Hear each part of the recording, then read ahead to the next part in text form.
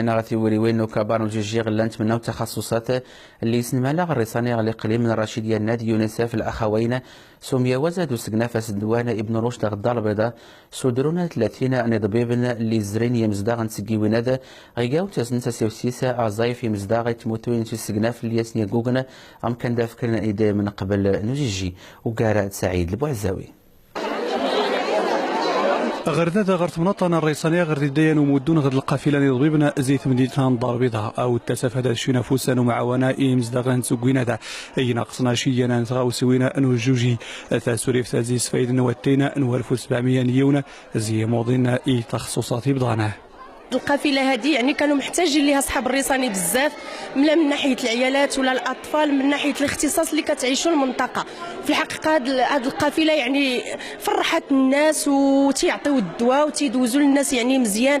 في الحقيقه الناس كلها فرحانه بهذه القافله. قررنا كجمعيه ان ننظم هذه القافله الطبيه. حقيقه هذه القافله يعني مرت في اجواء نقول يعني ممتازه. يعني الحضور يعني الذي تم تسجيله كان عدد يعني وصل إلى أزيد من 1000 يعني مشارك ومشاركة.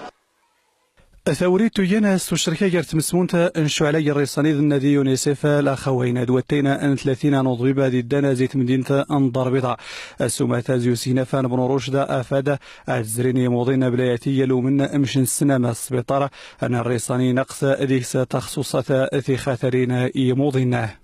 قافله طبيه متعدده الاختصاصات بواحد الفريق طبي اللي تيفوت 25 طبيب في جميع التخصصات من المستشفى الجامعي الحسن الثاني بفاس بالاضافه الى مجموعه من الاطباء اللي كيزاولوا في القطاع الخاص.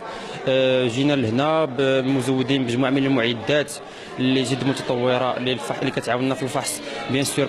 بوكوا باسكو هاد لا ريجيون ديال الريساني عندها واحد الصعوبه في الولوج للخدمات الصحيه. أمدو يدا ديس قربنا تسوريف ثانو جوجي مزدغ فرح نسا شينا لو من الرئيسانية جوجا أنا غدي بعد خص بطارا مولاي علي شريفة إيا الرشيدية شينا دي مزدغ تعجبسنا تسوريفتا السطور تعاود المرة يضنا يوسقوسا فدات سوسنا غير سنا أثقوات لو من أغري مزدغ ضعفنا أدويس ميس خاص الحالة. نغامني تغرمس نكبرنا نجيجي سنمانت الفاعل